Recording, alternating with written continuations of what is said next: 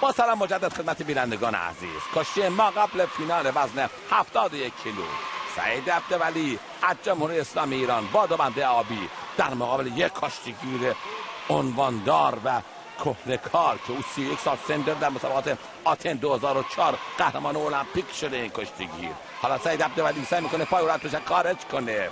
بمب روحیه این سعید عبدولی بدون عکس العمل خاک شد. درسته داوری تا این لحظه البته، اما حکایتی داریم با این کره یا در خاک خودشون. اینجا میره برای جفن دست و یک لحظه اینجا یک لحظه برای موفق میشه با بالا به پل بزنه سعید عبدولی و یک غافلگیری. حالا میره برای فیتو رو اجرا میکنه عبدولی. یک بار دیگه فیتوی دوم، دو تا فیتو سوم، تمام میشه. تمام ضربه فنی هم میکنه حریف خودشو. میره تو اینکه ضربه فنی کنه حریف کره خودش، قهرمان المپیکو میره تو اینکه ضربه فنی کنه.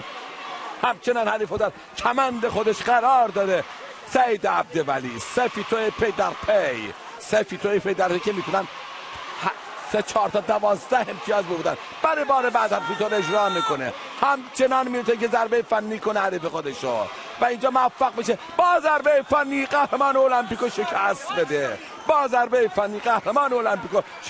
میده. خسته نباشه دلاور. خدا قوت پهلوان. دلاوری میکنه، بزرگی میکنه سعید عبدولی. قهرمان المپیکو در خانه خودش شکست میده. خسته نباشی پهلوان. خدا قوت دلاور. داور وسط حالا میخوان بیان فیلمو بازبینی کنن. مربیان کره اعتراض میکنن که گلو گرفته، دست دیگه این چنین نبود. حالا اگه بخوام فن دیگه بگیرن دیگه این همون حکایتی که خدمتتون عرض کردم. اما واقعا فیتو درست بود. در کره کشتی گرفتن همینه. حریف 5 تا فیتو ضربه فنی کرد، قبول نکردن.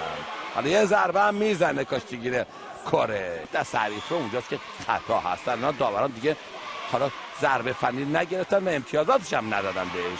5 فیتو زد. میپردازیم به وقت دوم. مبارزه دوم 6-4 به نفع سعید عبدولی، دلاوری از خطه خوزستان. فشاری که داره کشتیگیر ما میاره روی کشتیگیر کره جنوبی، اون فشار رو یه وقفه‌ای درش ایجاد کنه. میدونه باید چه کار کنه. وقتی که بخوان این کار انجام بدن داوران دیگه کارشون رو بلد هستن. اما امیدوار هستیم که یک بار دیگه میزنه زیر کتان کشتیگیر ما و موفق میشه خود کنه.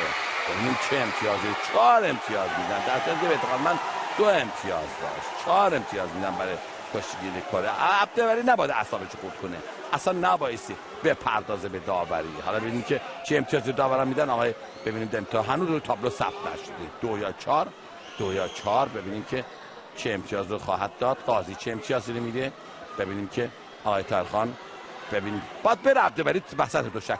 دیگه عبدولی نباید بیاد رئیس دوشک بشینه. اصلا نباید بیاد بشینه. اگر هم قرار باشه اعتراض کنه مربیان اون شی رو پرتاب کنن. اصلا بابک منظر ببینن چه رأی رو میدن.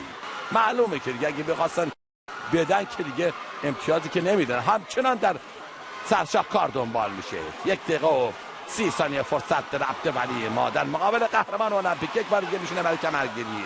یه مقدار اعصابش به هم ریخته عبدولی. سعید عبدولی در تلاش است اینکه بتونه با کار کردن دست‌ها شرایط برای فنون خودش مهیا کنه. حالا اجازه نمیده سرگردن بگیره. یک بار دیگه میره برای فیتو. ببین اصلا اخطاری وجود نداره در کشتی فرنگی که یک لحظه میتونن تو 5 ثانیه 10 ثانیه اخطار میدن و کشتیگران 3 اخطار میکنن. اصلا اخطاری در نظر نمیگیرن داور. اصلا انگار اخطار وجود نداره. عبدولی مرتب تعقیب میکنه حریف خودش. میرفت اینکه خاک کنه حریف خودشو.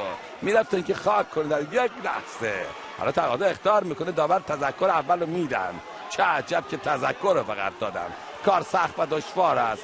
حریف گرگ بارون دیده، قهرمان المپیک در سال 2004، کهنه‌کار، 31 سال سن داره، تجربه داره، در کشور خودش از امتیاز داوری و میزبانی استفاده میکنه. ضربه هم میزنه، با سر هم ضربه میزنه.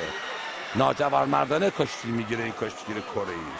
با سر ضربه زد و به عمد هم ضربه زد. حالا با در خاک بشینه کشتیگیر کره. اخطار اول تصویب شد. امیدوار هستیم که با سر ضربه شده و یه مقدار حالا ببینیم که عبدولی وایسی بره و فن بزنه. اصلا به داوری نباید کار داشته باشه. مربی و سرپرست و آقای بابک باید داوری کار داشته باشن.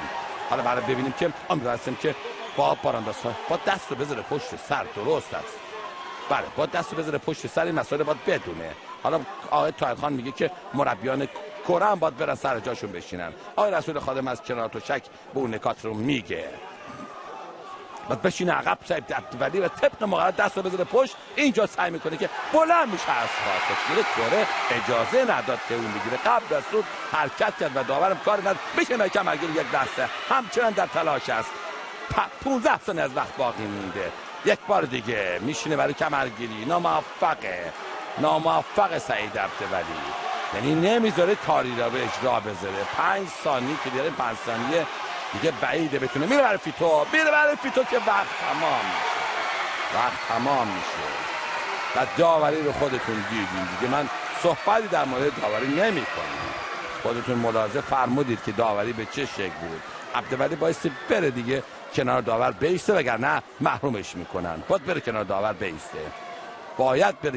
بیسته. اشتباه یا درست باید به رأی داوران احترام بذاره. اگر نیسته او حذف میشه، از مدال برنز هم دور میمونه. باید بره به داور و مطیع باشه، باید مطیع مقررات باشه. عبدالولی درسته که داوران اعمال نفوذ کردن، اگر نره عبدالولی بشینه به او رو دیسکوالیفی خواهند کرد. حالا هیئت جوری به اون میگه و عبدالولی بایستی بلند شه از جای خودش. با آقای حسن بابک حالا میاد و او رو از جای خودش بلند میکنه. آقای حسن بابک باید بیاد دخالت کنه و درست است، باید بیاد وایسته کنار او.